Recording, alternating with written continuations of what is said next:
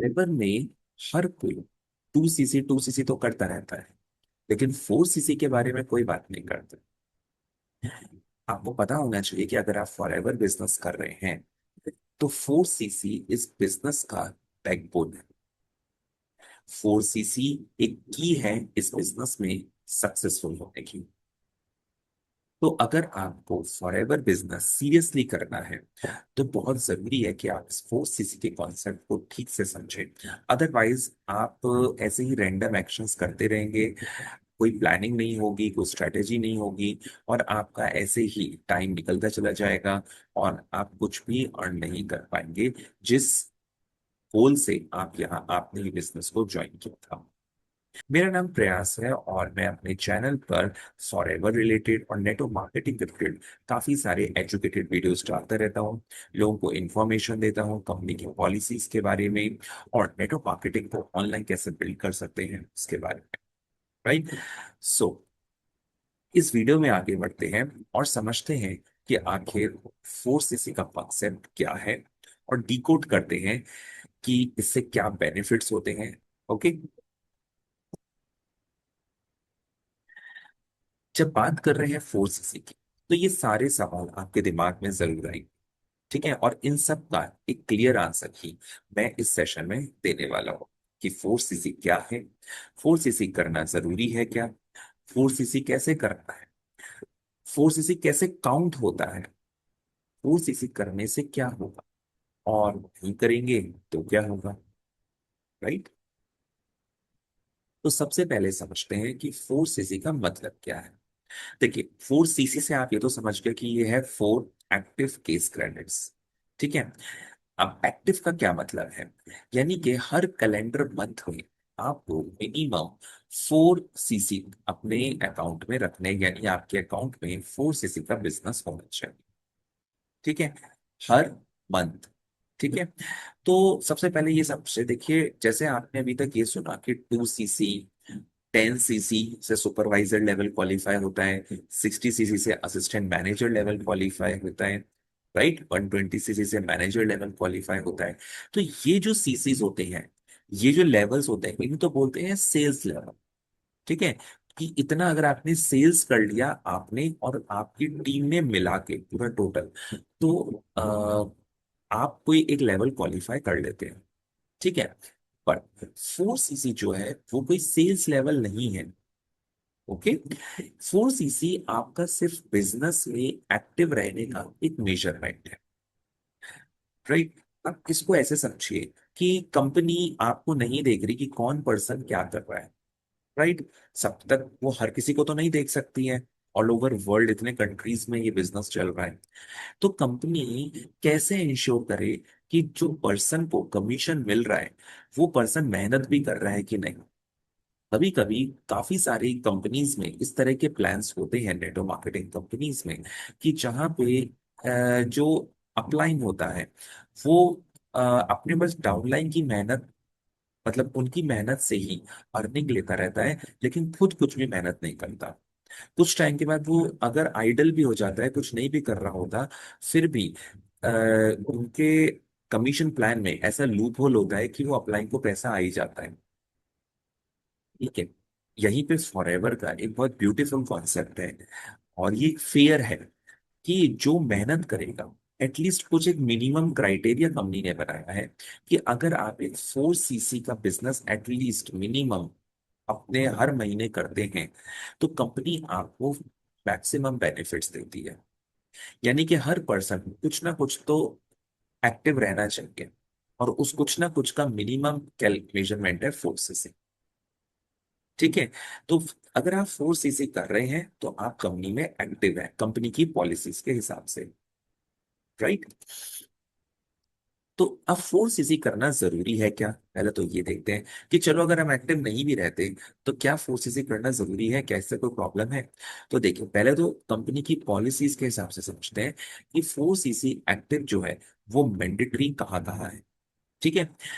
देखिए, कंपनी के जब आप कमीशन प्लान को देखेंगे तो आप उसमें देखेंगे कि कुछ तो कमीशंस आपको डायरेक्टली मिल जाते हैं, लेकिन अगर आप 4cc एक्टिव होते हैं किसी भी मंथ, तो आपको कुछ कंपनी ने बोनस कमीशंस रखे हुए हैं। ठीक है। जैसे कि असिस्टेंट सुपरवाइजर लेवल पे आपको 5% का बोनस कमीशन और मिलता है, 25% कमीशन के साथ साथ, अगर आप फोर्स से एक्टिव होते हैं तो। और उसी तरह जब आप आगे के लेवल्स पर होते हैं, यानी कि supervisor level, assistant manager, manager level, तब आपको जो वॉल्यूम बोनस होता है, जो टीम का बोनस होता है, वो आपको तभी मिलता है जब आप फोर्स से एक्टिव। ठीक है। तो जब आप फोर्स से एक्टिव होते हैं तो आपके कुछ कमीशन आपको ज्यादा मिलते हैं। ठीक है। दूसरी चीज, जब भी आपको कोई भी लेवल, सॉरी, कोई भी इंसेंटिव क्वालिफाई करता है, जैसे कंपनी का कार प्लान होता है, या कंपनी के जितने भी ट्रिप्स होती हैं, जैसे कि MR, manager retreat, eagle manager retreat, global rally, ठीक है, इनको क्वालिफाई करने के लिए एक ड्यूरेशन, उस ड्यूरेशन में आपको कुछ पर्टिकुलर तरीके से सीसीज एक्यूमुलेट करने होते हैं, यानी कुछ बिजनेस करना होता है हर महीने। लेकिन उन सभी क्राइटेरिया के साथ साथ एक क्राइटेरिया और होता है कि आपको उस हर महीने, जब तक वो ड्यूरेशन है क्वालिफिकेशन का, हर महीने आपको 4 सीसी एक्टिव रहना जरूरी है। ठीक है। अगर आप ये ऐसा मतलब एक्टिव रहते हैं तो आप इंसेंटिव्स क्वालिफाई कर सकते हैं। राइट।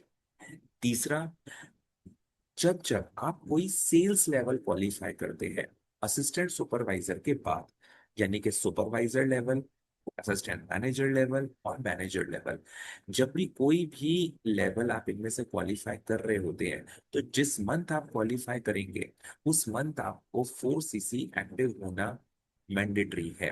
अगर आप ऐसा नहीं होते हैं और उसके बगैर आप अगर सेल्स क्वालिफाई करते हैं तो आप अनरिकॉग्नाइज्ड,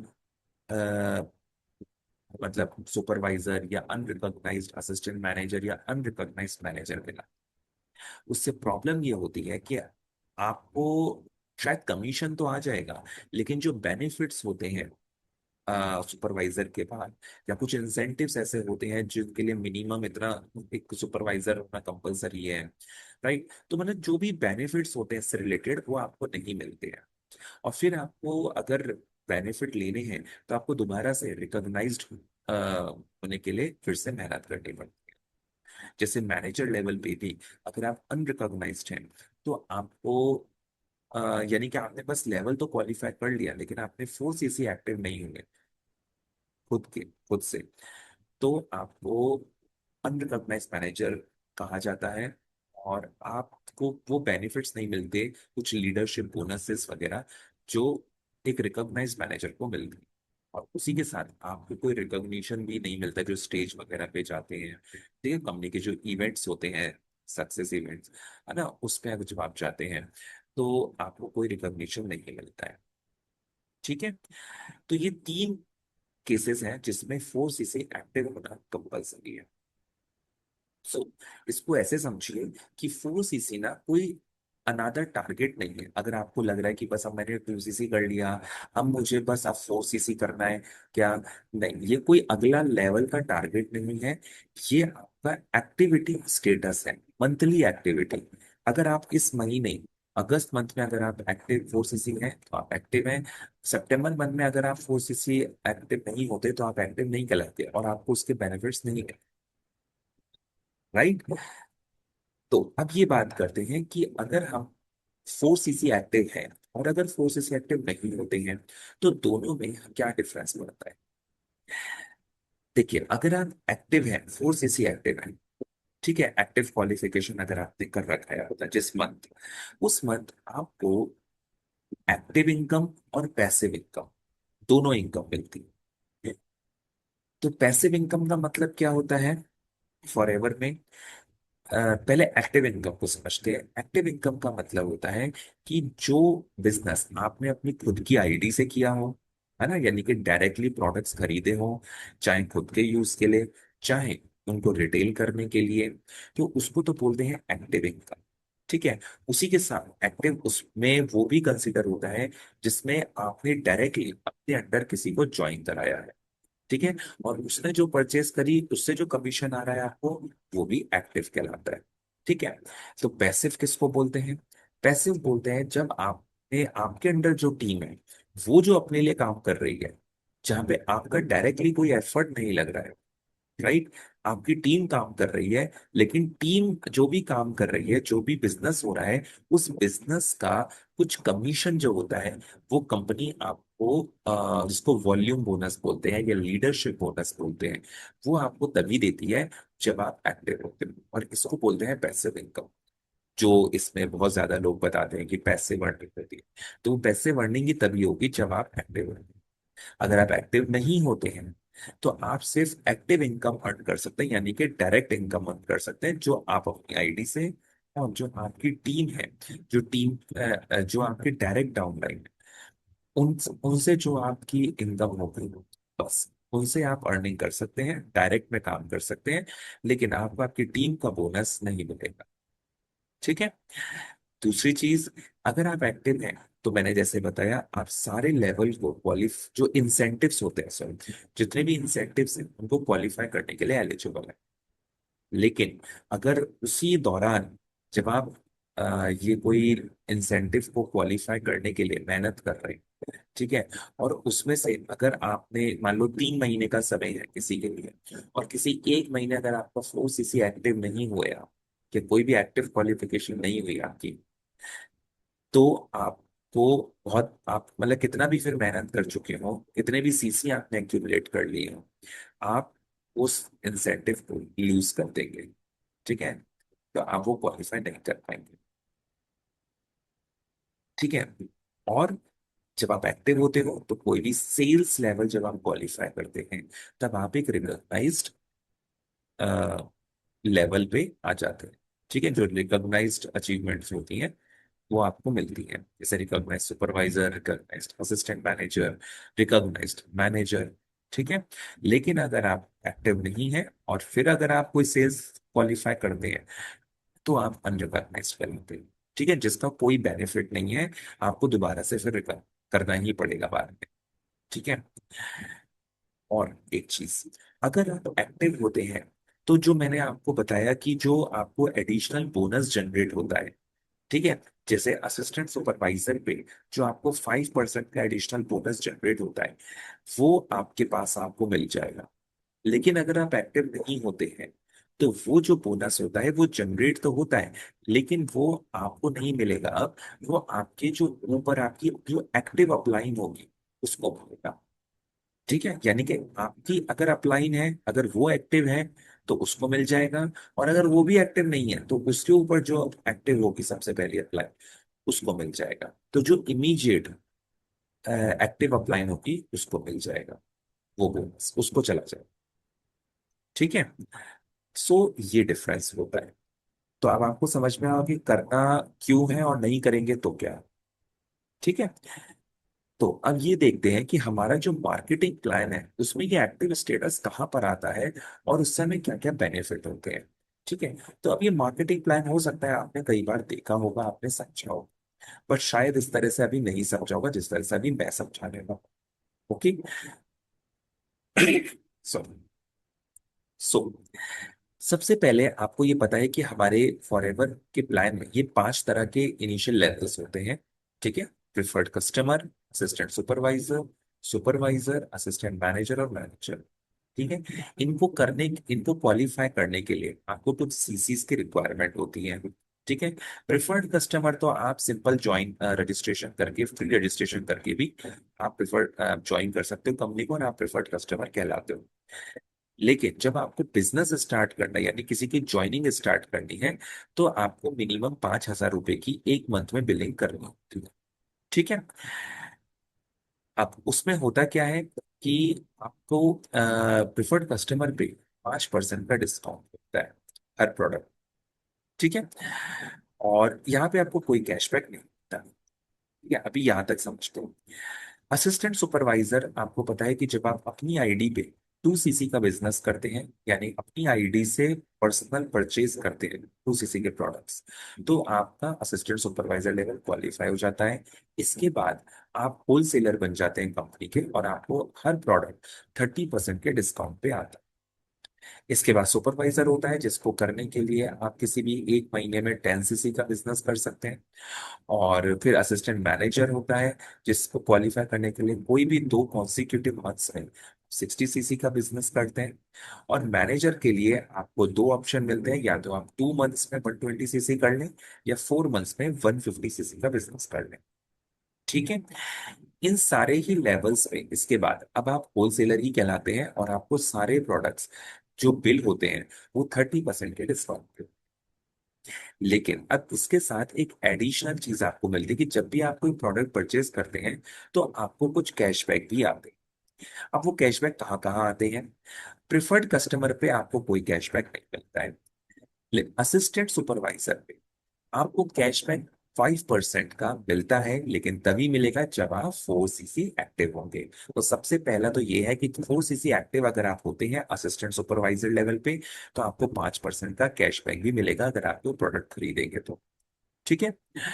फिर उसके बाद जितने भी ये होते हैं सुपरवाइजर, असिस्टेंट मैनेजर, मैनेजर, इस पे आपको कैशबैक मिलता ही मिलता है। इसके लिए आपको 4 सीसी एक्टिव रहने की जरूरत नहीं है। ठीक है। जैसे सुपरवाइजर पे 8%, असिस्टेंट मैनेजर पे 13%, मैनेजर पे 18%। ठीक है।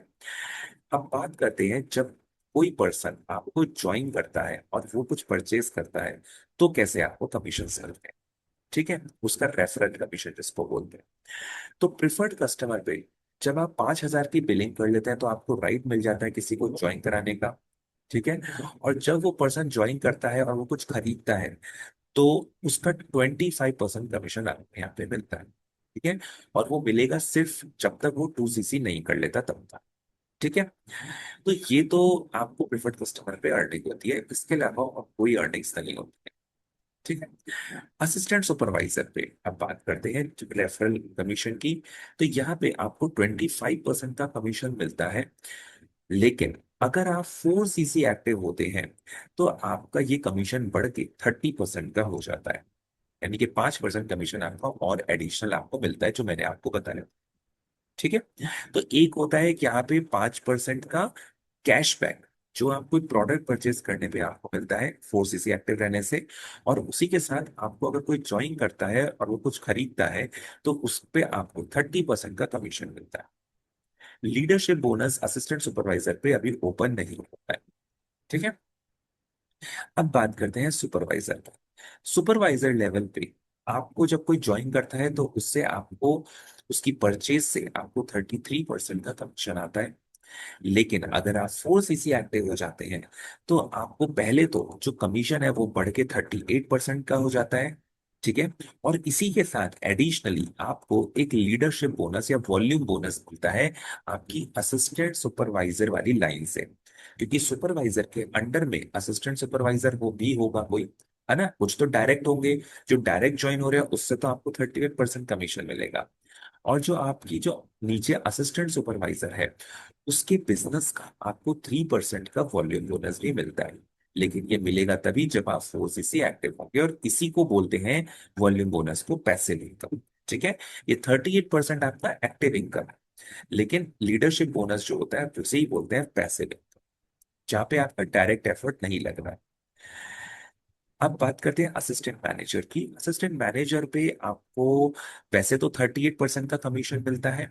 ठीक है। लेकिन अगर आप 4 सीसी एक्टिव होते हैं तो आपको 43% का कमीशन मिलेगा, जो आपसे डायरेक्टली ज्वाइन करेगा। और आपके अंडर में जो असिस्टेंट मैनेजर काम कर रहा है, जो सुपरवाइजर काम कर रहा है, उनका जो बिजनेस है, उनके बिजनेस का आपको 8% और 5% मिलेगा। ठीक है। 4 सीसी एक्टिव रहने पे। उसी के बाद जब मैनेजर आप होते हैं तो मैनेजर पे आपको 43% का कमीशन मिलता है। ठीक है। कोई ज्वाइन करता है तो डायरेक्टली।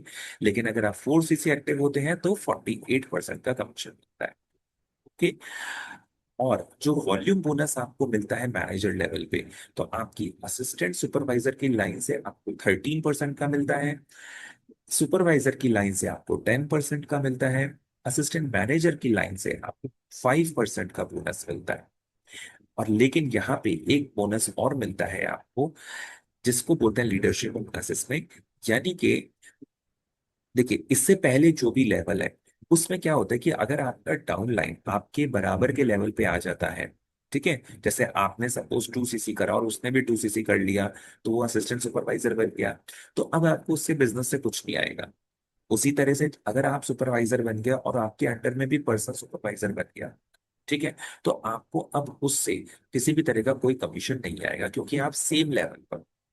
लेकिन मैनेजर लेवल पे आके कंपनी आपको बेनिफिट देती है कि अगर आपके अंडर में कोई पर्सन मैनेजर बन जाता है, तो आपको 6% का कमीशन मिलता है उसके बिजनेस का। लेकिन इसको अचीव करने के लिए आपको पहले तो 4 सीसी एक्टिव होना ही चाहिए।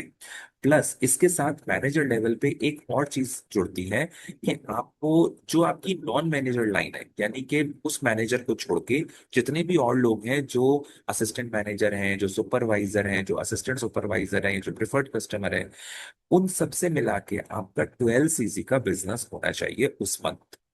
ठीक है, उस महीने। तो अगर ये दोनों चीजें आपकी कंबाइंड अगर आपकी एलिजिबल हो जाती हैं, तो आपको वो 6% का बोनस कमीशन मिलता है। ठीक है, तो ये जो मैंने इधर लिख रखा है ना, एवरेज अर्निंग पोटेंशियल, ये तो सिर्फ एक, ये कोई क्लेम नहीं है कि आपको यही अर्निंग होगी। ये तो सिर्फ एक एवरेज लिखा मैंने बताया है। ऐसा देखा गया कि जो इस लेवल पे होता है, तो लगभग अगर वो 4 सीसी एक्टिव रह के काम कर रहा है, तो वो लगभग लगभग इसके अराउंड अर्न कर लेता है।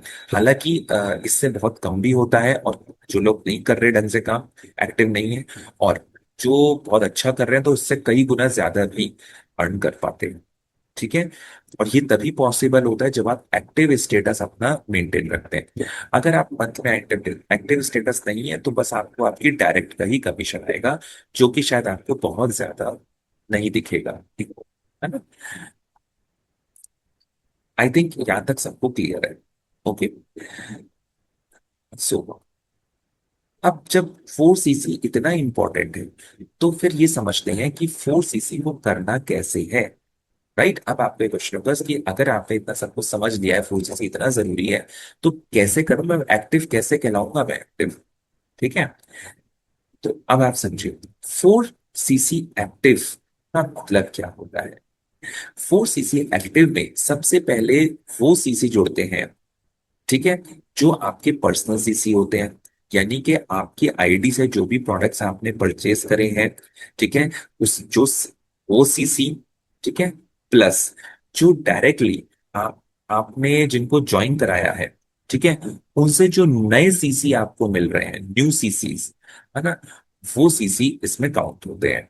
लेकिन उन सीसी की एक लिमिट होती है, वो जो काउंट होते हैं, वो 2 सीसी तक ही काउंट होते हैं। इसके बारे में मैं आगे आपको बताऊंगा। ठीक है, ये बहुत इंपॉर्टेंट पॉइंट है। तो पहले आप ये सिंपल ये समझिए, पर्सनल सीसी का मतलब होता है आपके खुद का सीसी, और डायरेक्ट डाउनलाइन सीसी का मतलब है सिर्फ आपके डायरेक्टली ज्वाइन करने वाले जो डाउनलाइंस है, उन तक का सीसी। ठीक है, तो टोटल सीसी क्या होगा आपका, personal CC plus direct downline CC, तब आपका 4 सीसी एक्टिव कहलाए। ठीक है, आप इसको एक एग्जाम्पल के तौर पे समझते हैं, कुछ एग्जाम्पल्स देखते हैं कि कैसे कैसे आप अपना 4 सीसी अचीव कर सकते हैं। पहला एग्जाम्पल है कि सपोज आपने खुद ही 4 सीसी के प्रोडक्ट्स खरीद लिए, है ना, तो आपका खुद से अपनी आईडी से ही हो गया आपका, तो आप 4 सीसी एक्टिव तब भी कहलाएंगे।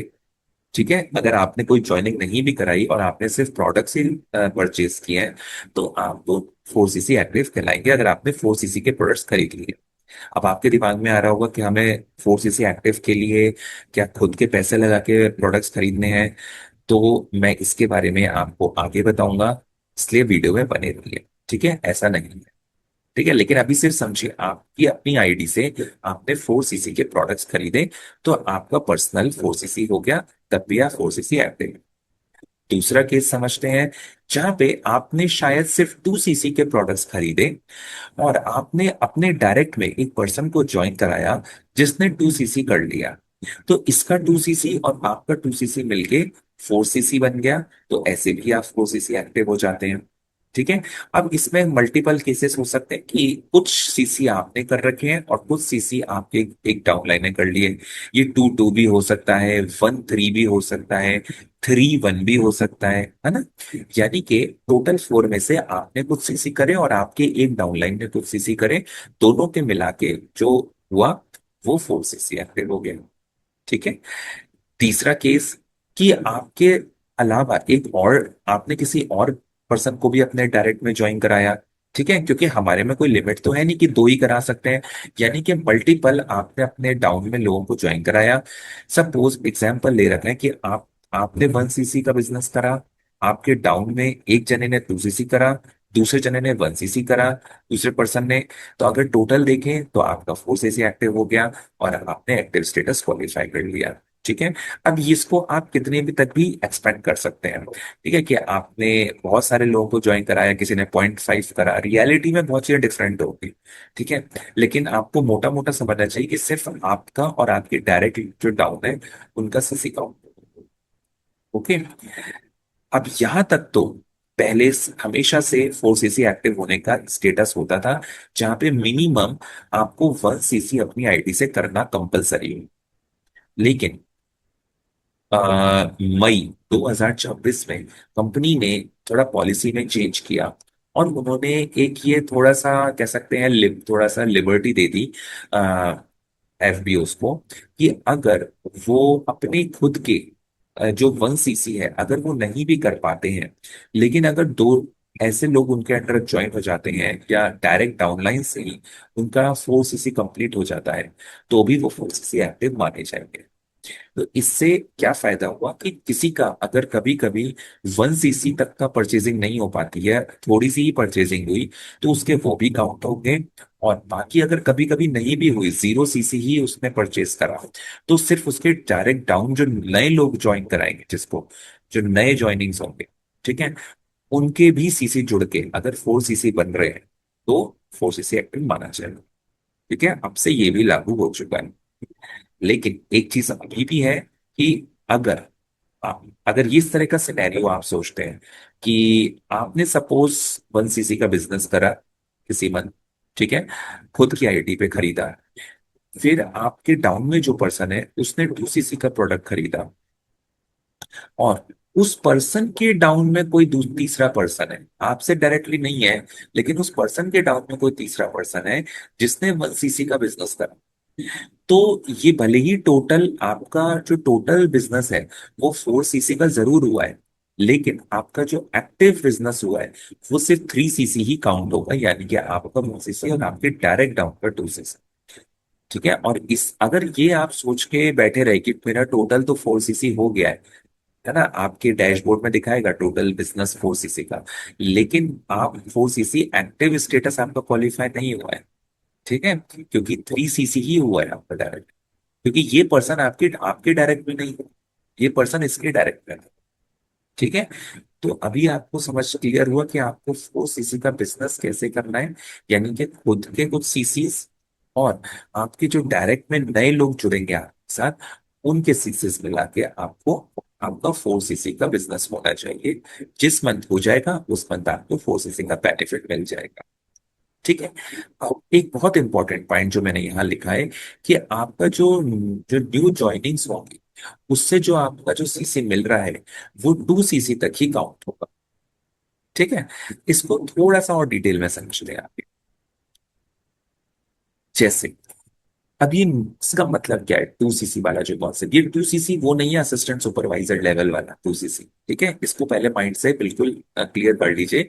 मैं यहाँ पे असिस्टेंट सुपरवाइजर लेवल को क्वालिफाई करने के लिए जो 2 सीसी का खरीदना पड़ता है, ये मैं उसकी बात नहीं कर रहा हूँ। ठीक है, 4 सीसी के अंदर जब आप एक्टिवली कौन से सीसी काउंट करती है कंपनी, ये उसके लिए उसके ऊपर है। तो देखिए, up to 2 cc from a personally sponsored person counts as new cc for 4 cc activity। जो नया पर्सन आपके अंडर ज्वाइन कर रहा है वो कुछ ना कुछ प्रोडक्ट्स खरीदता रहेगा। ठीक है, उन सब प्रोडक्ट्स जितना भी उसने प्रोडक्ट्स खरीदा अब तक, उस सब का आपके में 4 सीसी एक्टिवेशन में जाएगा, लेकिन सिर्फ 2 सीसी तक जाएगा। ठीक है, जब उसका 2 सीसी रीच हो जाएगा इन 1 मंथ, और या तो किसी एक महीने में, या जितने भी मंथ्स मिला के अब तक वो आपके साथ जुड़ा हुआ है ना, तो उसके आगे कोई सीसी फिर उससे कैलकुलेट नहीं होगा आपके एक्टिव क्वालिफिकेशन में। ठीक है, वो फिर न्यू नहीं कहे जाएगा। Okay, so total CC always counts in qualification and commissions. This rule is only for force activation. तो जो भी वो आगे सीसी कर रहा है वो आपके टोटल सीसी में तो हमेशा काउंट होगा, उसके बेसिस पे आपको जो कमीशन है वो तो हमेशा मिलेंगे। लेकिन फोर सीसी के अंदर में रूल में ये नहीं काउंट हो। ठीक है, एग्जाम्पल से समझते हैं। सपोज कोई पर्सन अगस्त में आपको ज्वाइन करता है, ठीक है, और उसने 0.25 सीसी का बिजनेस करा। ठीक है, सपोज 5,000 के बिलिंग से उसने स्टार्ट किया, 5,000 से भी अपना बिजनेस स्टार्ट हो जाता है, तो हमने उससे ज्वाइन कराया। 5,000 का लगभग 0.25 सीसी होता है। ठीक है, तो हम एग्जाम्पल के तौर पे ये मान के चलते हैं कि उसने आपके अंडर ज्वाइन करा, तो 0.25 सीसी का बिजनेस करा। तो न्यू सीसी कितना का, तो उस मंथ जब आप 4 सीसी एक्टिवेशन के लिए मेहनत कर रहे हैं, ठीक है, कई लोगों को ज्वाइन करा रहे हैं, कुछ अपनी आईडी से परचेज कर रहे हैं प्रोडक्ट्स, तो उसमें आपको इस पर्सन से कितना सीसी काउंट होगा आपका, वो होगा 0.25 सीसी। ठीक है, तो अब अगर देखें, और ये कहाँ तक, और हमें पता है कि 2 सीसी से आगे काउंट नहीं होगा, तो देखा जाए अगर 0.25 सीसी अगस्त मंथ में काउंट हो गया, तो अब कितने सीसी बच गए, उसके न्यू सीसी में कितने सीसी बच गए, तो 2 - 0.25 यानी कि 1.75 सीसी अभी बचे हुए हैं।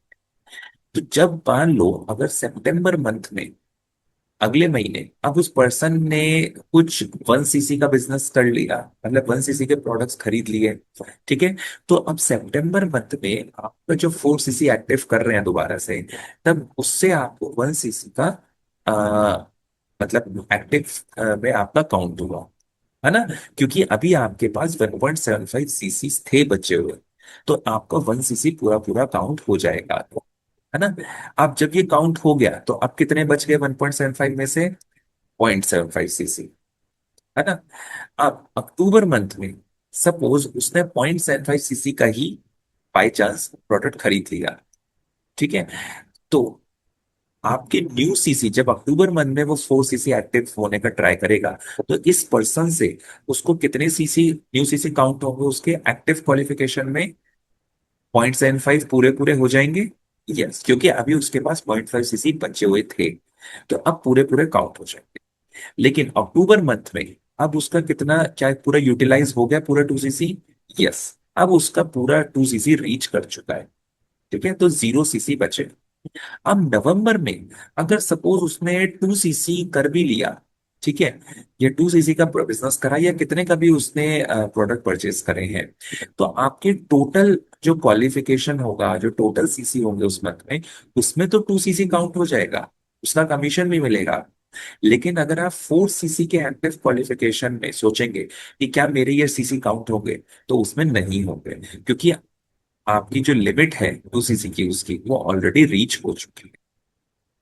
ठीक है, तो की टेक अवे क्या है इस पॉइंट से, कि only new CC up to 2 CC from a personally sponsored person counts towards your 4 CC active qualification. Once 2 CC is achieve in 1 month और अक्रॉस द मंथ, या तो एक महीने में भी अगर उसने मान लो यहाँ पे भी 2 सीसी कर लिया होता, फिर तो उसके आगे कैलकुलेट ही नहीं हो, तो या तो किसी एक मंथ में या अक्रॉस मंथ जितने भी अब तक उसने मंथ्स में मिला के, अगर उसका 2 सीसी तक का काउंट हो चुका है आपके एक्टिव में, तो इसके बाद अब वो काउंट नहीं होगा एज अ न्यू सीसी। ठीक है, इसको थोड़ा सा ऐसे समझ लीजिए कि up to 2 CC counts as new CC, added to 4 CC active, अगर 2 सीसी रीच हो गया तो no more CC counts as new. ठीक है, but remember, total CC always counts और कमीशन एंड क्वालिफिकेशंस, आपके टोटल सीसी हमेशा काउंट होंगे, लेकिन ये रूल सिर्फ 4 सीसी एक्टिव के लिए है। ओके, चलिए, आई थिंक आपको यहाँ तक सब क्लियर हो चुका है।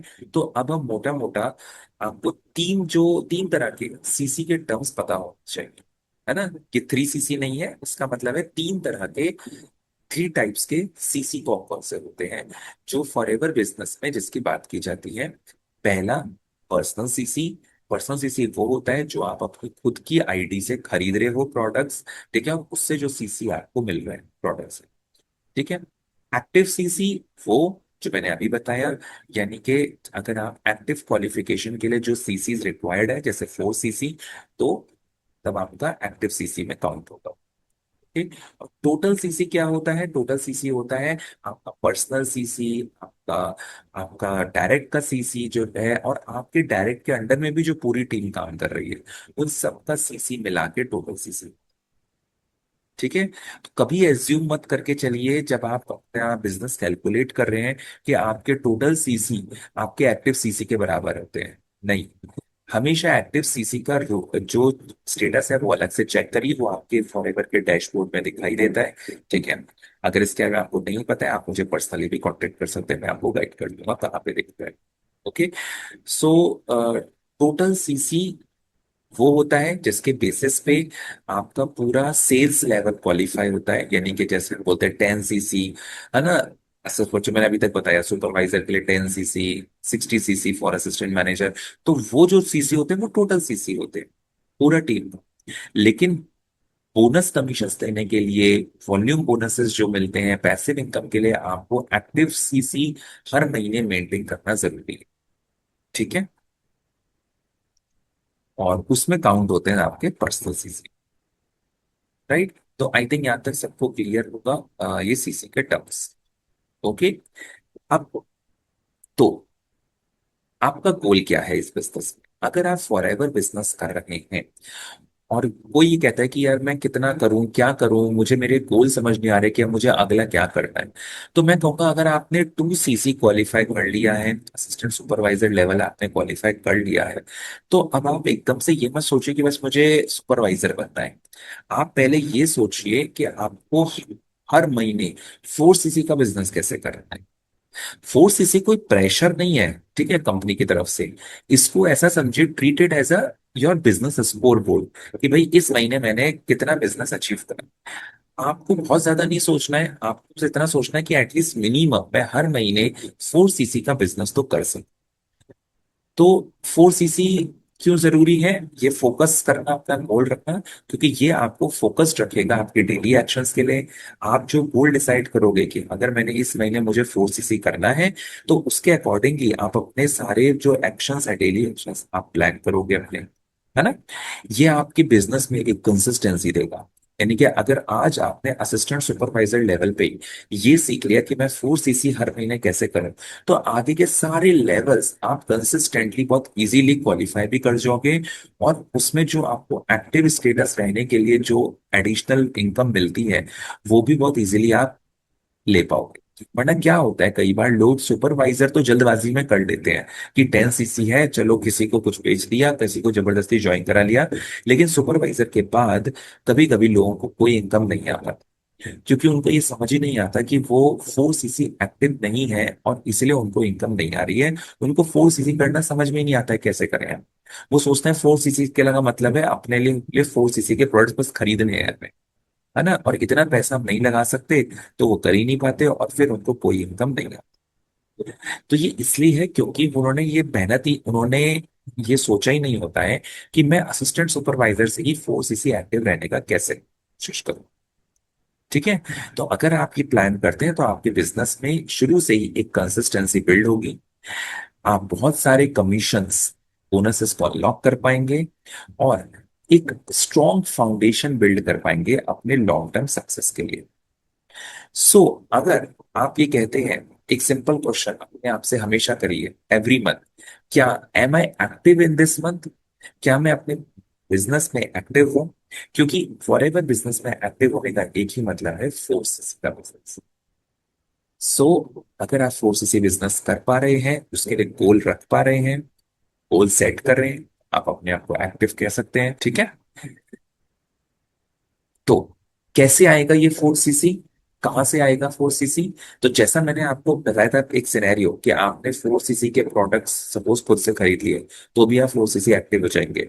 तो मेरा ये मतलब बिल्कुल नहीं था कि आपको खुद से अपने लिए बस परचेज करने हैं प्रोडक्ट्स। ठीक है। Don't confuse 4 CC with just buy 4 CC. Buy नहीं करना है ऐसे। आपका काम क्या है, कैसे होगा 4 सीसी? देखिए, सबसे पहले आपको कुछ प्रोडक्ट्स यूज करिए, उसको देखिए। परचेस कर रहे हैं तो थोड़े से परचेस करिए बस, और एक आध प्रोडक्ट्स को देखिए कि आपको कैसे बेनिफिट कर रहे हैं। ठीक है, प्रोडक्ट्स की नॉलेज लीजिए, अपनी टीम में जो भी आपको गाइड कर रहे हैं उनसे पूछिए, आपकी जो भी ट्रेनिंग्स होती हैं प्रोडक्ट के बारे में, उसके बेनिफिट्स के बारे में समझिए। फिर उसके बेनिफिट्स जो भी आपको पता है उसके बारे में लोगों को बताइए, मार्केटिंग करिए उसके लिए।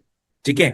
अब आप देखिए आपके टीम में कैसे मार्केटिंग होती है, लेकिन आप ऑनलाइन मार्केटिंग भी कर सकते हैं, जिससे कि आप ऐसे जो बायर्स हैं जो खरीदना चाहते हैं प्रोडक्ट्स, आप उनको अट्रैक्ट कर सकते हैं अपनी तरफ। ठीक है, कि वो आगे आके आपसे परचेस करें। तो आपका काम है ज्यादा से ज्यादा एक जेन्युइन कस्टमर अपना बेस बनाना। ठीक है, जिससे आप इन प्रोडक्ट्स को रिटेल कर सकें। ठीक है, 4 सीसी आपको मोस्टली रिटेल करके, ठीक है, अपने प्रोडक्ट्स के कस्टमर्स खरीदें, आपके प्रोडक्ट्स, आपका कस्टमर बेस बने। ठीक है, इससे आपको, जिससे आपका पर्सनल सीसी भी काउंट होगा, और उसी के साथ आपको अपनी सेल्स टीम भी बिल्ड करनी है जो डायरेक्टली आपके साथ कनेक्ट कर सके।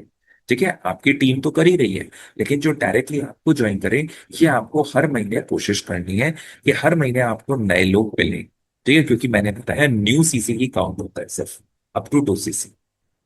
ठीक है, तो ये एक प्रोसेस है जो आपको फॉलो करना है, और साथ साथ में सीसीस को ट्रैक करिए, एक्टिव सीसीस को ट्रैक करिए। ये आपको आपके डैशबोर्ड पे सब मिल जाता है, कंपनी आपको बना के हर चीज देती है। ठीक है, तो आपको कोई खुद से कागज पेन लेके बैठने की जरूरत नहीं है। आपके डैशबोर्ड में ही फॉर एवर के कंपनी आपको हर चीज देती है। अगर आपको अभी तक अपना डैशबोर्ड ओपन करना नहीं आया है, क्योंकि अगर आपने फ्री रजिस्ट्रेशन कर लिया है, तो आप अपना डैशबोर्ड ओपन करके देख सकते हैं। ठीक है, आपका फॉर एवर बिजनेस। ठीक। सो इसके लिए आप या तो मुझसे कनेक्ट कर सकते हैं, अपनी टीम में पूछ सकते हैं, अपने अपलाइन से पूछ सकते हैं। ओके, और यही प्रोसेस आपको हर मंथ रिपीट करना है। ठीक है, तो जिस महीने आप 4 सीसी एक्टिव होंगे उस महीने आपको 4 सीसी के बेनिफिट्स मिलेंगे जो मैंने एक्सप्लेन करे। अगर आप किसी महीने 4 सीसी एक्टिव नहीं हो पाते हैं, तो इतना ही है कि आपको उस मंथ उसके बेनिफिट्स नहीं मिलेंगे, लेकिन लॉस कुछ नहीं होगा। आप तीसरे महीने फिर से अपना 4 सीसी के लिए ट्राई करिए।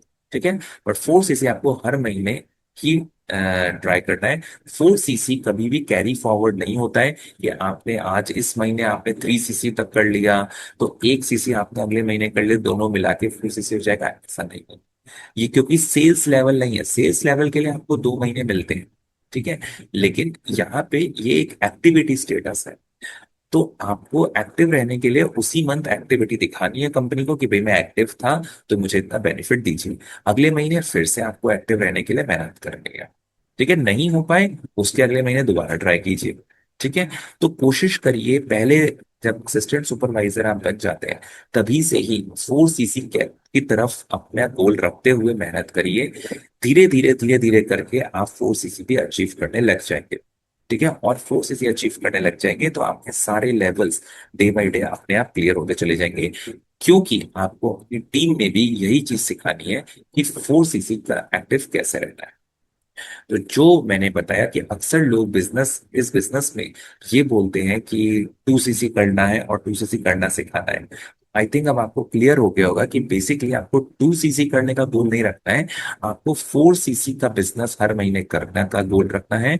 और यही अपनी टीम में सिखाना है कि 4 सीसी हर महीने कैसे हो। अपनी टीम के साथ बैठ के प्लान करिए, अपने अपलाइन के साथ बैठ के प्लान करिए कि कहाँ से हमें कस्टमर्स मिलेंगे, कहाँ से हमें नए लोग मिलेंगे, क्या तरीका है उनका इन किस दोनों तरह के लोगों को एक्वायर करने का। ठीक है, अब जैसे मैं काम करता हूँ, हम जिस तरह से काम करते हैं उसमें हम इस सिस्टम पे काम करते हैं कि दोनों तरह के लोग खुद से हमारे पास कनेक्ट करते हैं, हमें किसी के पीछे नहीं पड़ना। तो क्या आपके टीम में भी ऐसा कोई सिस्टम बना हुआ है? ठीक है, अगर नहीं बना है, आपको नहीं समझ में आ रहा है, आप मुझे पर्सनली कनेक्ट कर सकते हैं, मैं आपको गाइड कर सकता हूँ कि आप कैसे अपने इस तरह का सिस्टम अपनी टीम में बना सकते हैं। ठीक है, सो अब 30 डे प्लान लीजिए। ओके, 4 वीक्स होते हैं एक मंथ में।